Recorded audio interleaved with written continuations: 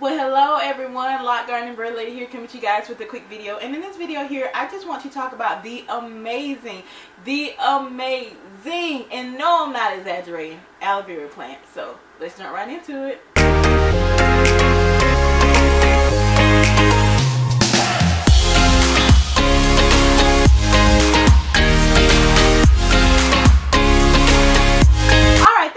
For stopping by my channel. If this is not your first time, welcome back. If this is your first time, welcome. I hope that you do decide to join the family and stay by hitting that like button, subscribe button, and ringing that bell. That way you can be notified when I post any videos. Now let me go ahead and tell you, this is a very diverse channel. You more than likely clicked on this video because of the locks or the dreads, or because I'm talking about aloe vera. You want to learn more about that, but I talk about a lot on this channel. I never really know what I'm going to post to talk about until like I open my journal and I'm like, okay, that's a good topic today. Let me talk about that. So go ahead and make sure you ring that bell so that you can be surprised and notified just like the rest of us. So y'all know I love myself some Jesus. Y'all know I love the Lord. And it just He never ceases to amaze me, the types of things that He creates for our health.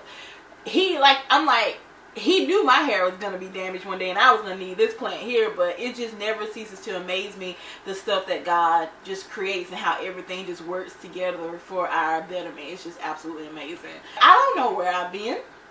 I don't know how I've been sleeping on aloe vera and what it can do for your hair and your skin. I have no idea where I've been. Now, I have been using an aloe vera spray on my parrots, but never really used it on my hair. So just to tell this short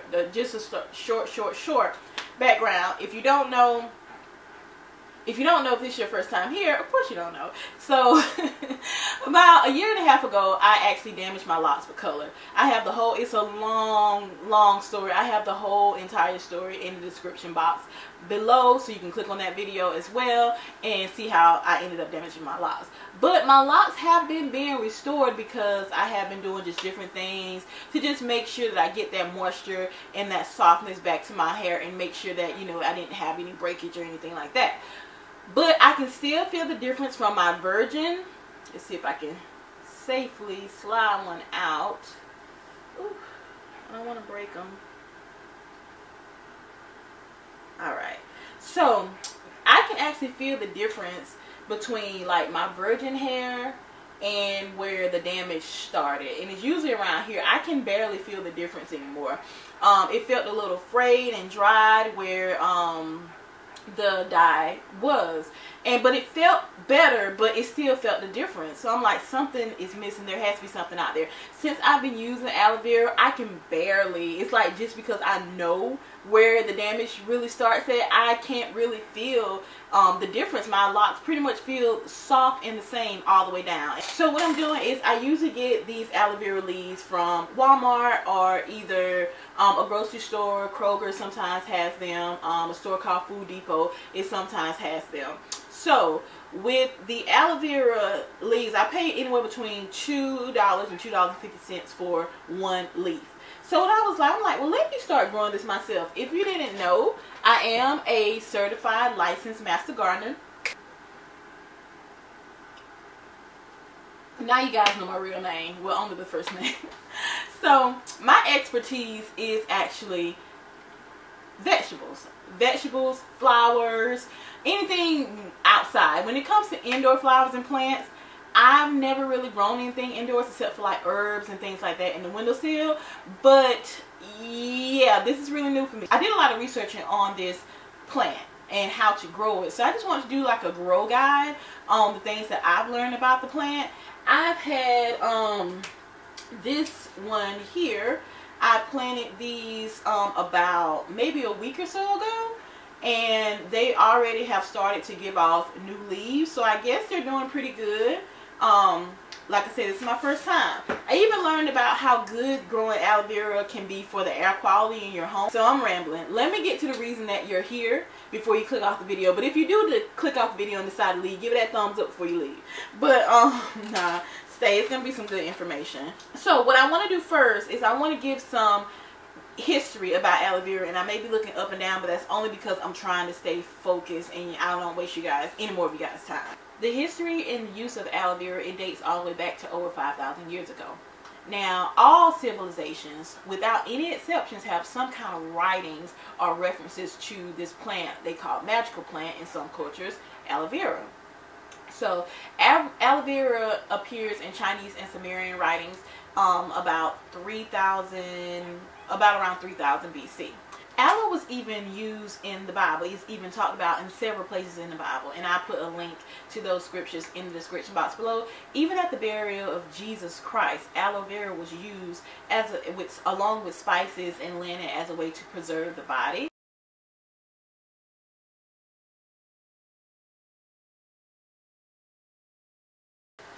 It's amazing. In the time of the pharaohs, the Egyptians actually called aloe vera the plant of immortality. And Pharaoh was even known to call it the elixir of eternal life. Cleopatra and Queen Nefertiti both were known to use aloe vera in their regular skin care regimens. So it was pretty important if kings and queens was using it. It was pretty important. So even in the times of Christopher Columbus, and I know how we feel about Christopher Columbus, but we're talking about aloe vera, not him. So even at the time of Christopher Columbus, he was known to, he would not sail without aloe vera. Once they had he made sure that the aloe vera was on board. He allegedly said, all is well, aloe vera is on board. And it even came to the point that people were being attacked. And the island of Socotra is off the coast of Africa. Aristotle actually convinced Alexander the Great to invade this island for their aloe vera farms. They wanted just that bad to go to war, and they knew that aloe vera healed and cured the wounds of the soldiers. So they actually invaded the island of Socotra. And if I'm saying it wrong, please forgive me. I'll put it right here. Invaded the island of Socotra and stole their aloe vera farms, their aloe vera plants, just so that they can have what they needed to heal their soldiers. Another culture that had been known to use aloe vera is the Jabaro or the Jabaro. I put it right here. Indians, they had been known to call aloe vera the doctor in the sky and also the fountain of youth. Yes.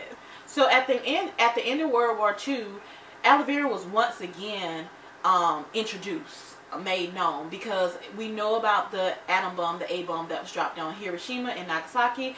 Now, aloe vera was so potent that at the end of World War II, it was used to heal, not just heal, but completely cure nuclear burns. Nuclear burns from the A-bomb, the atom bomb. Yes, it's that important. I can go on and on and on about the history of aloe vera, but I'm going to kind of stop it there and just give you an idea of how important it is. So I'm going to give you a list of the benefits here that aloe vera has. It support healthy digestion, moisturize and hydrate skin, support a healthy immune system, reduce harmful toxins, increase absorption of nutrients, enhance antioxidant support, balance stomach acidity naturally, and soothe occasional muscle and joint discomfort. And of course, it heals burns and injuries. And of course, it is amazing for hydrating the hair. I can attest to that. Yes, I can testify to that one. Let's jump into what you're here for. The first thing that I want to talk about is watering, because that seems like it is the main issue of why most aloe vera plants don't make it. Most aloe vera plants die. It's from not lack of watering, but overwatering. Now, aloe vera, it is a succulent, and meaning it stores water in its roots. Even though aloe vera is part of the lily family, it behaves and acts as a cactus, so it can take dry environments or dry situations or dry periods, because it's a succulent. Again, it has that water stored in the roots. So with overwatering, what you end up doing when you overwater aloe vera plants, you end up causing what is root rot, because it has water sitting on the roots, water in the roots, and that gel in the leaves. It just ends up dying. It turns brown. The leaves turn into mush because it just has too much water. So what I am finding here it is best to water it deeply but infrequently. So wait until it gets about 3/4 of the way dry, and it could be about every 2 to 4 weeks that you water it in the summer, depending on the conditions in your home and conditions that is actually being kept in. So anywhere between 2 to 4 weeks, you judge if it needs water or not. And you can actually sometimes go longer in the wintertime, in the fall, because it's not, the conditions aren't as hot. And make sure that you have very good drainage holes. Like this plant here, I actually ended up putting 6 drainage holes in there. Yeah, and we're talking about the watering, I'm going to talk about soil as well, because they end up going like, I moved it downstairs, they end up going hand in hand. So what you need to do is you need to buy a fast draining or quick draining soil. And do not get the moisture control potting soil, because what the moisture control potting soil is, it makes it so you don't have to, it holds water in the soil, so you don't have to water the plant as much. You don't want that. You don't want a soil that is going to hold the water, moisture control soil. You want a fast drying or quick drying soil. The soil that I found is not what I like. I like organic, but I couldn't find an organic fast drying soil, so I ended up getting this soil here. It is the Miracle Grow fast drying soil, and it is for succulents, so it even has on there great for succulents. Oh, I do have this soil. So this is the soil that I ended up getting for them. So when we talk about soil, this is what you're looking for. You're looking for a really light, fluffy type soil. And as you can see, this soil does not stick together at all. You do not want a soil that is heavy and clumps together. You want a really light, fluffy soil like this. So this soil here is ideal conditions that you want. And this is the quick drying Miracle Grow soil. So now that we talked about the most important part is watering, now we need to talk about pots. So let's talk about pots. So every post that I read about aloe vera plants says that the terracotta pot are the best types of pots. Before I knew that, I bought plastic pots, because this is like temporary for them. I know I'm going to transplant them pretty fast in other pots. So plastic pots are really good, as long make sure they have really good drainage holes. But the terracotta plants, from what it says, is that they dry out faster. And they're just overall better for aloe vera. When you're picking out your pots, make sure, so plastic and terracotta are the #2 pots recommended for it, but the #1 is the terracotta. So I know you see those pots that are really wide but they're not that deep, or that are really deep but that are not that wide. You need to get a pot as wide as it is deep, so you can have room for those roots, because aloe vera does send out a lot of roots. So yeah, because it has to keep that moisture in there. So you want to make sure you have it as wide as it is deep. So rule of thumb for the pots. The next thing I want to talk about is lighting. Aloe vera is from Africa, so it really likes a lot of light or sun.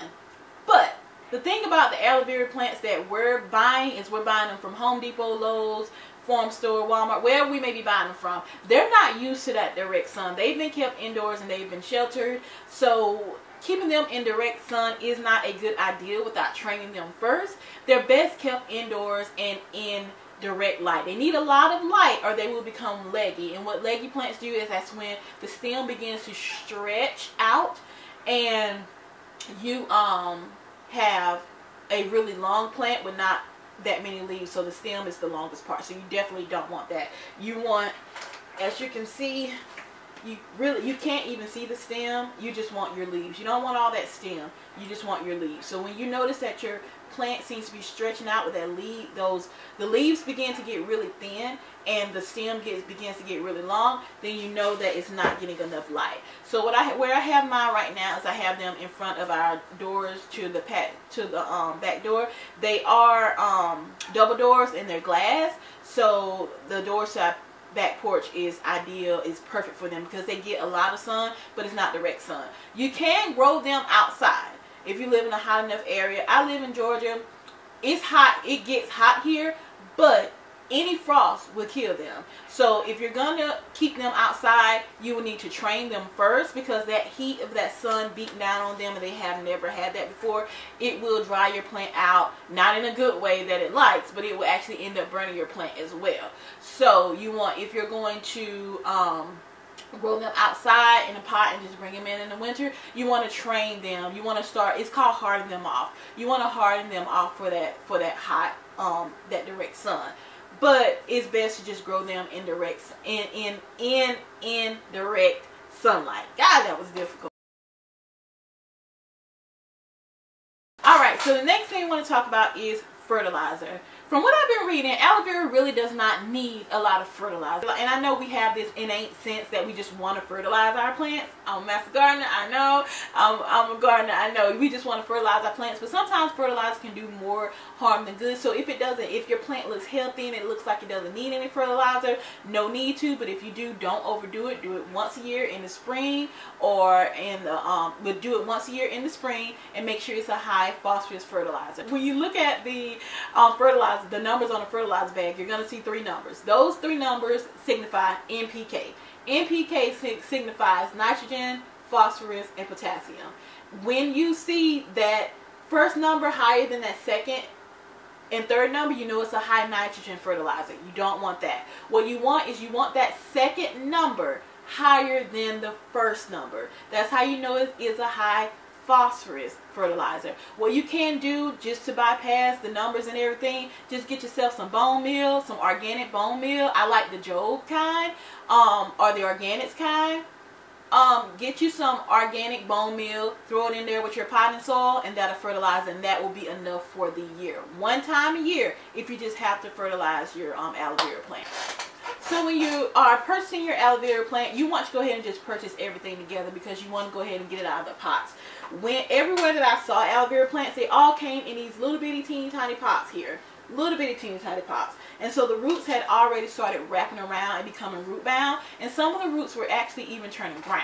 So what you can do is, when you transplant, this is not fertilizing now.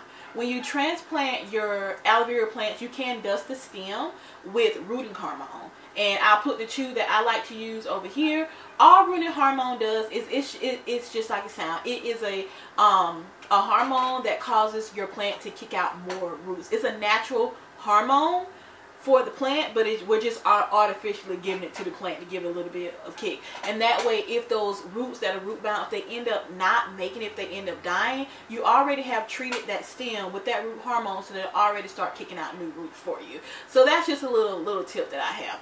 I think that's pretty much all I have for the growing tips for aloe vera. Please let me know if you're growing your own aloe vera plant, if you have some more tips that I may have left out, and I'm pretty sure that I have. This is a new venture for me, so make sure you leave them in the comment section so people will know. And if you're growing it, let me know. I want to know how your aloe vera plant is doing, and we're just going to grow this plant together. And I advise anyone who has locks, or not even locks, I advise anyone who has any kind of damaged hair or hair on their head period, is to get you some aloe vera, some fresh aloe vera. It's really easy to make your own. I will do a second video on how I make my own aloe vera concoction, or aloe vera spray for my hair, and what I use it for, and how I make it for my face.